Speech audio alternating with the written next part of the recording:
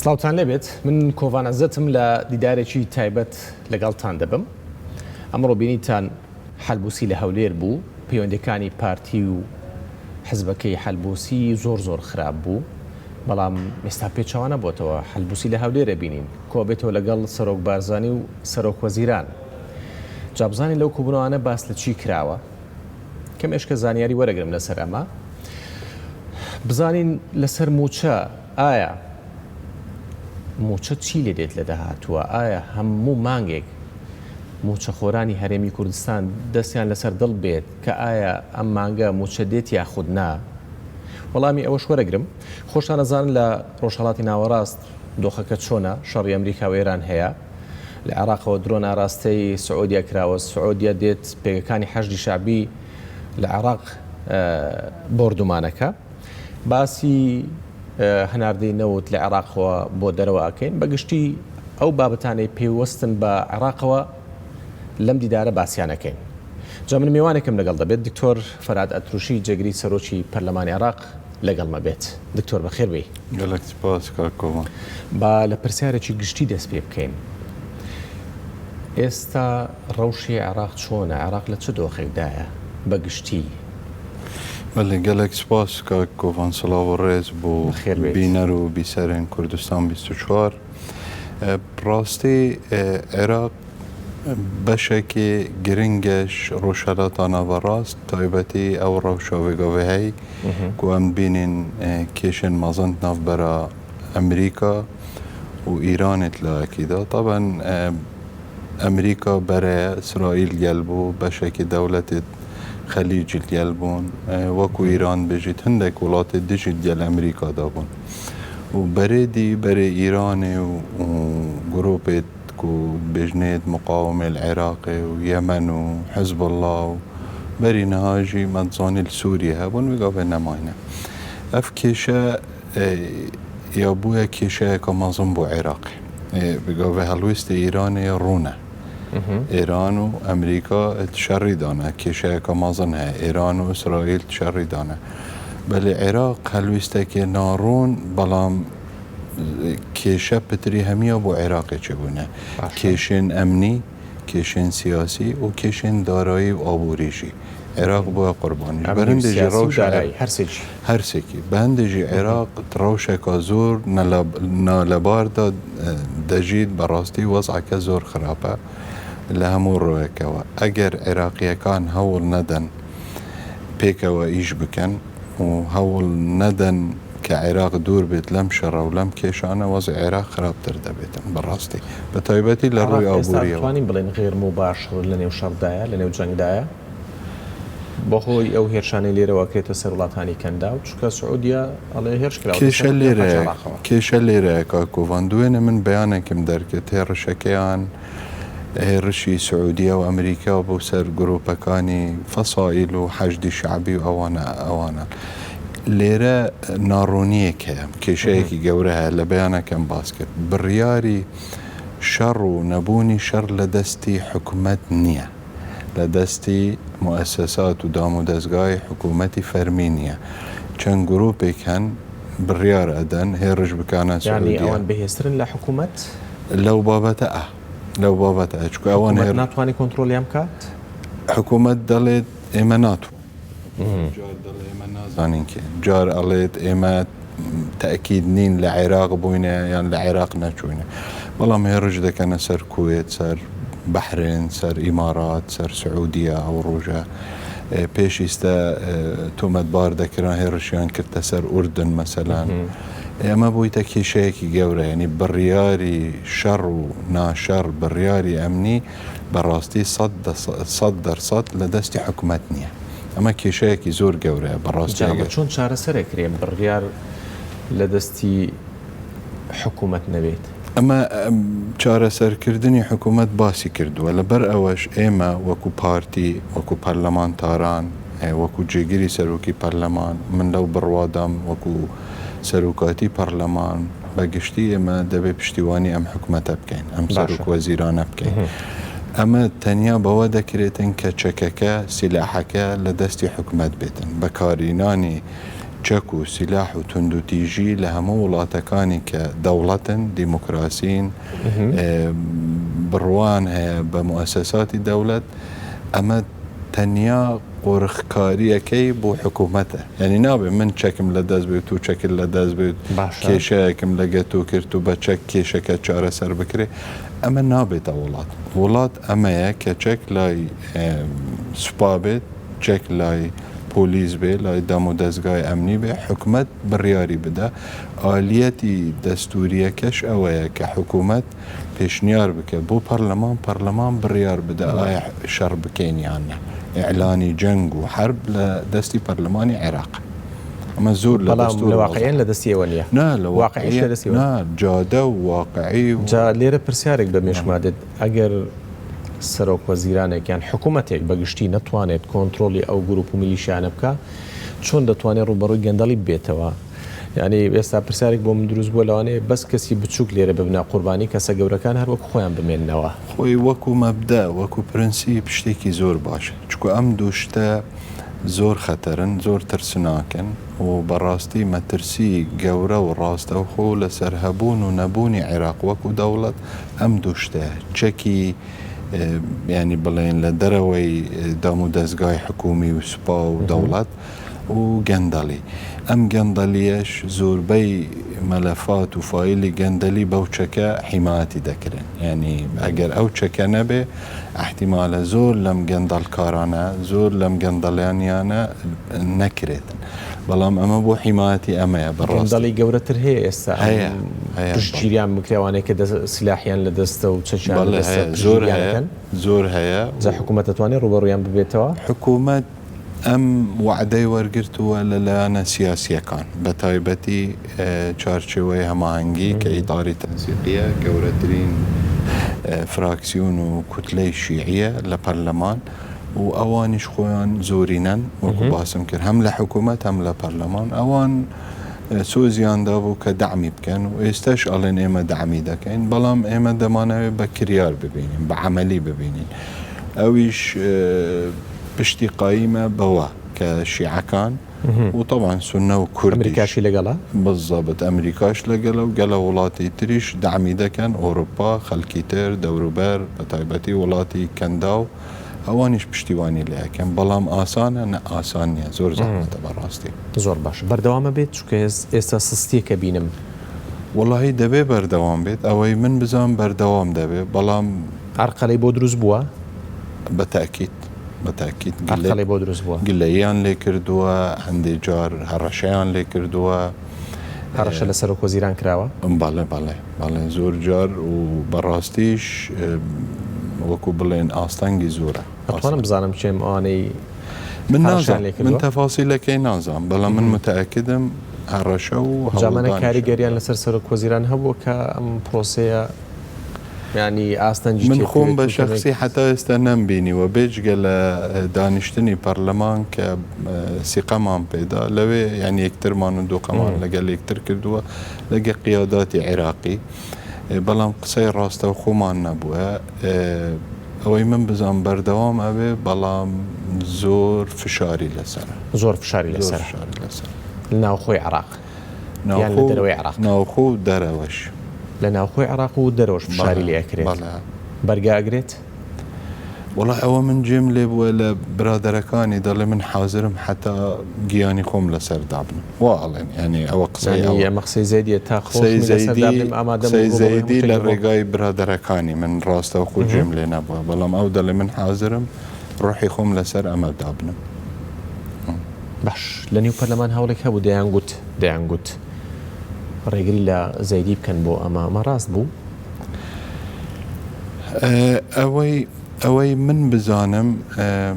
دەزانی کاکۆوان لێرە زۆر گرنگە ڕوونکەمە چونکە خەڵکێک زۆر جار شتەکان وەکو خۆی بڵاو نەکردەوە بە سەراحەت بەڕاستەخۆ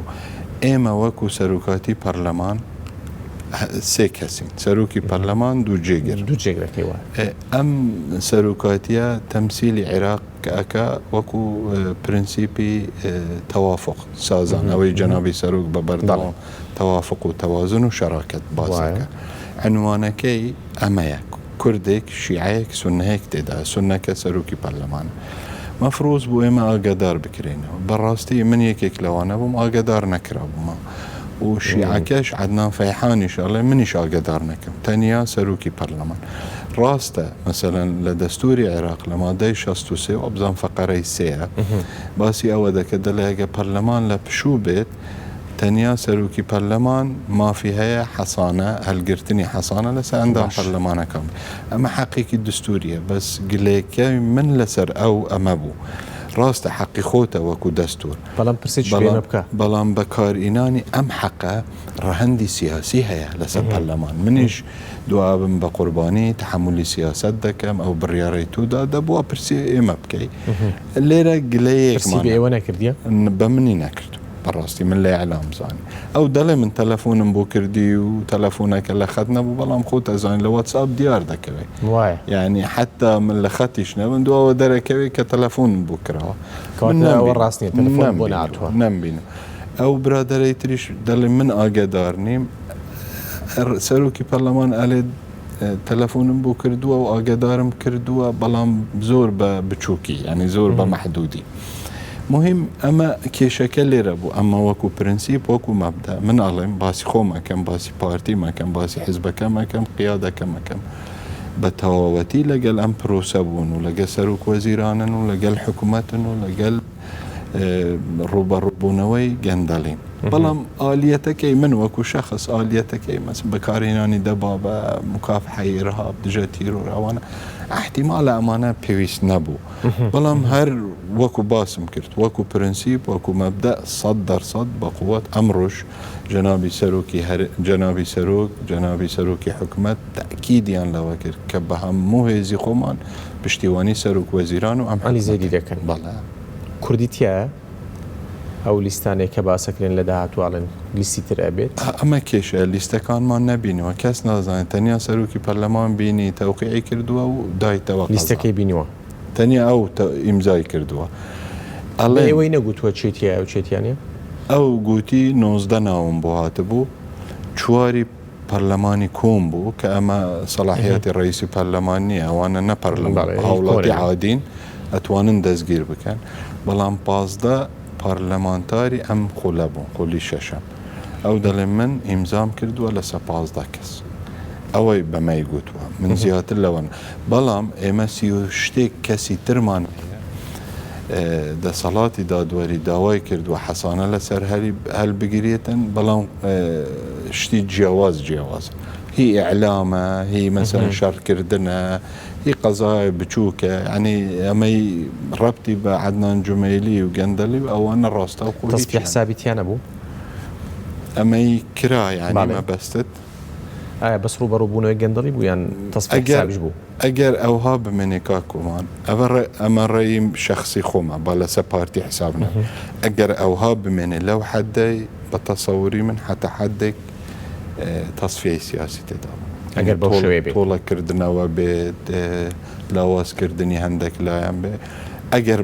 بوشوي بيت ولو حد درع بقريتن بلام اگر بردوام بيت هو طبعا قسكي ايما ودرناج باش اما لا ئاڵۆزیەکانی ناوچەکەوە دەستمان پێ کرد و باسی هێرش و بردمان مان کرد و گروپ و میلیشیان لە یاسا دەرچوانە هەرێمی کوردستانی شەکەنە ئامانج دوێنێ میوانێکم هەبوو دەیگوت ئیدی لەمە دووە هەولێر ناکرێتە ئامانج و بردمان ناکرێت هیچ دڵنیاییەک هەیە کە هەولێر نەکرێتە ئامانج چیتر درۆن نەبینین لێرە ئەوەی من بزانم نا دەزانی بوو کاکۆمان لەم مەبەستت لە نەئەکە چییە ینی بەردەوام نابێتن یان بەردەوام دەبێت ئەگە بەم شێوە بێ بۆ با پێت بڵم سەبەبەک فەوزایەک هەیە گروپ زۆر بووینە هەر کەسێک چەند گروپێکی یان چەند کەسێکی کردە گروپ و وەکو عەرەب ئەڵێ متەنەقلن یعنی جوڵەکەن لەم محافەزە و لەو محافەزە حقیقەت ناڕوونیەکیش هەیە و جیاوازی زۆر هەیە لە بینی گروپە شیعەکان ئەوان پێڵێن فەسائیل و بەشێک لە حەشدی شەعبین و بەشێک لە دەرەوە حەشدی شەعبین و خەڵکێک پێڵێ میلیشیات و یعنی ئەمانە زۆرن يعني براستي زور زحمة كنترول كرديان من أزانم يعني بشوازة كنترول دكريتن بلام أو شوازة آسان احتمال أو شوازة خوي ئەو کەسە خۆی یان ئەو جیهاتە خۆی ناوێ کۆنتترۆلی بکات. ئەو جیهاتە چێت توانم بزانم؟ یعنی لە ناوخۆی عێراقا و احتیمالە لە دەرەوەی عێراقیش تاسیریان لەسەر هەبێ وەکو باسمان کرد لە بیدات ینی خو عێراق دوور نییە لە شەڕەکە وازحیش ئەڵێن غێر مباشر بەشدار بووە ئەوان دەڵێن وحدەت الساحات مەبەستیان چیە؟ ئێرانە، عێراقە، یەمەنە، لوبنانە و ئەگەر هەبوونیان هەبێ لە وڵاتی ئەوان خوب عەلەنی ئەڵێن ینی فەسایلی عێراقیە لە ئێمە وحدەت الساحاتە ینی ئێمە ساحەکەمان یەکە هەمووی یەک. بەڵام لە دیوانی جیاواز لە سەدەڕە بینم لە سەدر هەستەکەم جیاواز داوام بیرەکاتە سەدر شتێکی جیاوازە سەدر شتێکی جیاوازە بۆ چۆنی بە تەواوەتی جیاوازە و گرۆپەکان لێ تۆڕەن بەڕاستی ئەمە دوو ڕۆژە قساکە سەدر زۆر بە واقعیانە ئەوەی من بزانم سەدریش پشتیوانێکی سەرسەختی عەلی زەیدی و سەرۆکی حکومەت و ئەم حکومەتەیە ئەوەی من بزانم. زۆر باشە. دێمە سەر سەردانەکەی حەلبۆسی بەسەمێ لەسەر موچەش ئەو مانگە بزانم کەی موچە دێ و بۆ مانگەکانی داهاتوو موچەچی لێ بەسەر دێت چکە بەردەوام موچە خۆرانی هەرێمی کوردستان دەستیان لەسەر درا مانگەکەی موچە دێ هەرکە ئەبیتە 25 مانگ بەولاوە ئیدی هەواڵی هەموو میدیا ئەبێتە موچە کەی موچە دێت و کەی نایێت. وایە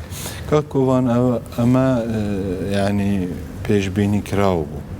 پێشی سەش باسمان کردووە و احتیمالە خەڵکی تریشیان باسییان کردبێ کە یەکەم جار نەوتی عێراق ڕاگیرا لەبەر هورموز و ئەمریکا و ئێران ئەو کاتە باسمان کرد چ لە پەرلەمان چ لە حکوومەت گوتمان پێشی 3-4 مانگی تر 5 مانگی تر تەسیراتەکەی دیار دەکرد. ئێستا مەسەلەن لە مانگی 7 و 8 و 9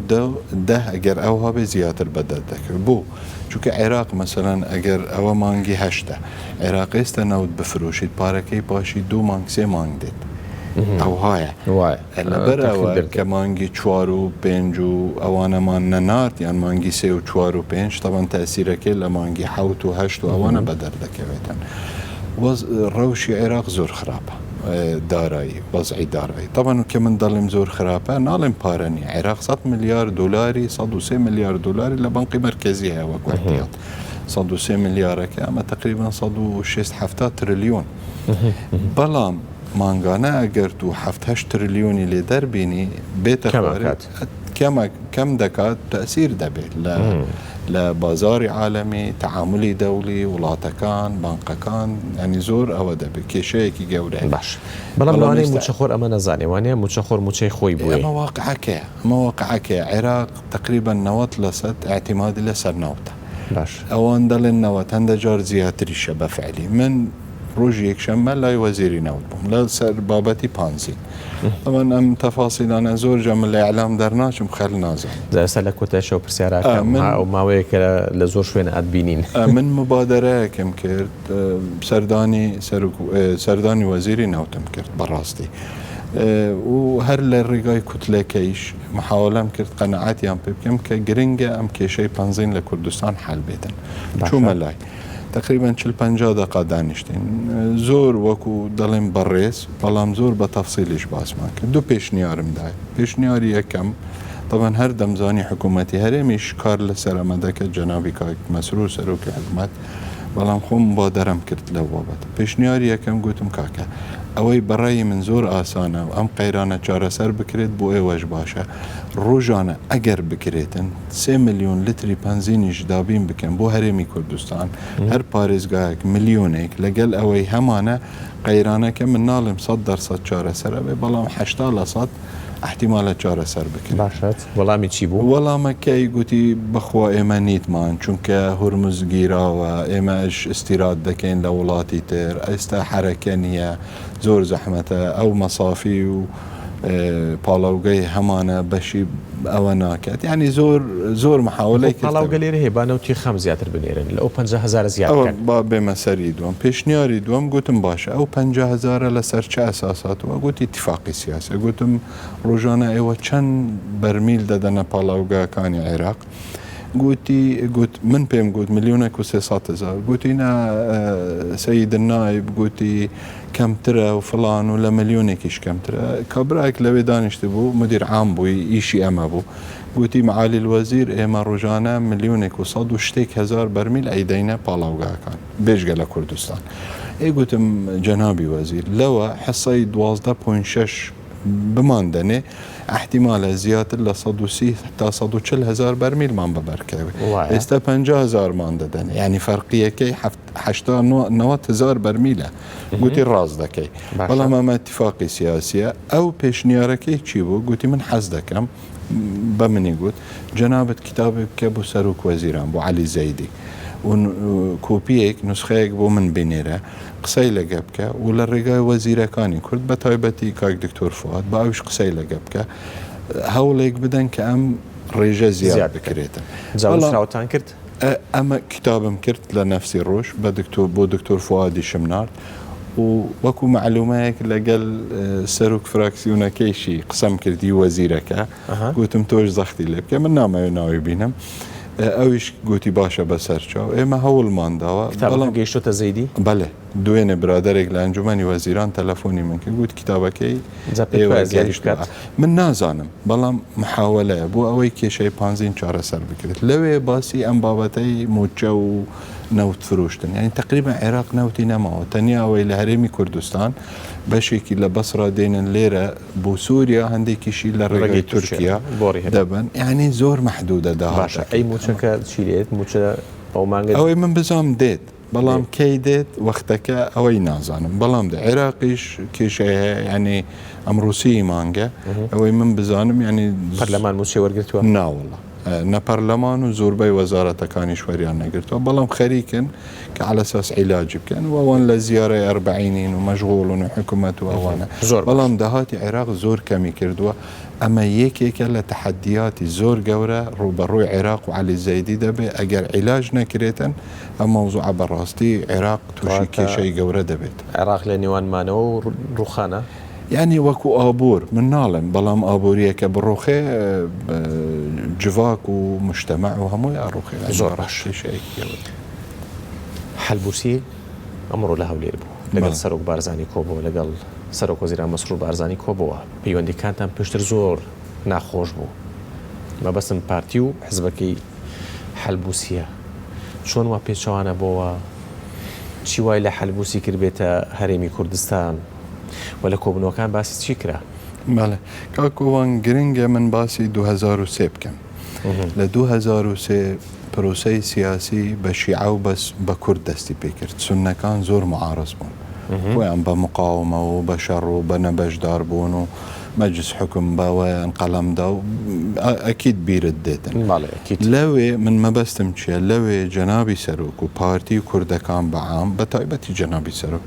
زور بشتيواني لوي كرت كسنيك بنو بجدار بنو واوي كبجدار بوينه بفشاري جنابي سروك وبقسو وبتعامل وبقناعتي بيبكا كبجدار بون وبشكي زور بجدار نبون لم كاتوا حتى است جنابي سروك زور پروشه بو نومالي سني بو چونك بالانسك زور گرنگه عراقي نوي واتفاق كراوه ككرد وسنه وشيعه شريك بن لقاليك نابي يكيك بلي والله من لهموتان بقوترم خوي فرس كتن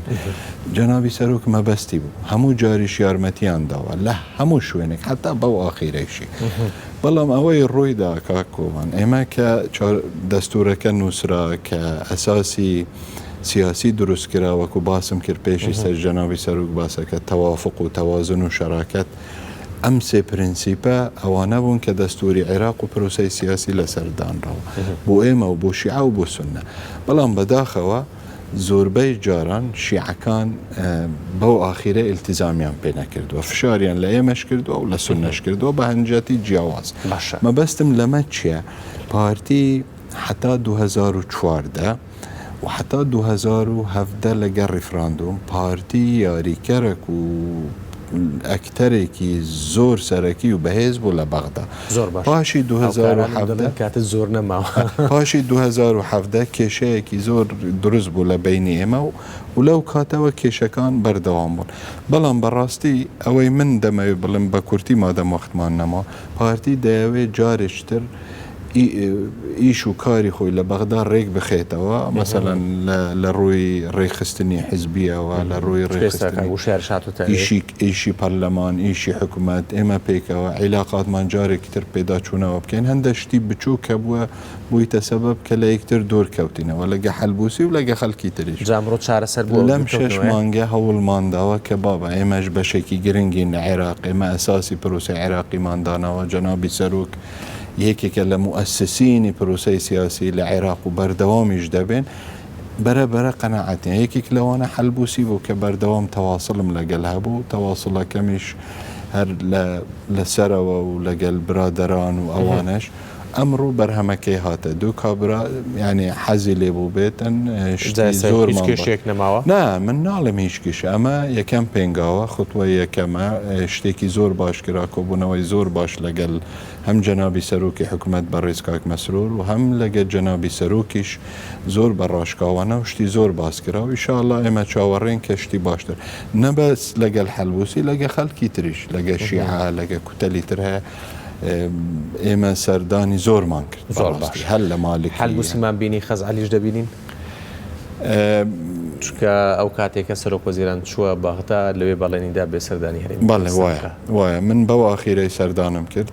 زۆر بەڕاشکاوانە قسەم کرد زۆر تەفاسیلمان باز کرد پێم گوتم ئەوەی من بزانم لە سیاست ئەگەر کەسێک جارێک و دووجار هاتە لای کەسێکی تر دەبێ ڕەد زیارە هەبێ گوت فعلەن وایە حتى ڕادەیەک من مقصرم بەڵام وەزعەکەش تەواو نییە من ناڵێم وعدیداوە بەڵێم گوتیتی دێم و دیارە پێخۆش ئەی لێرە کەسێکی باڵا دەچێتە بەغدا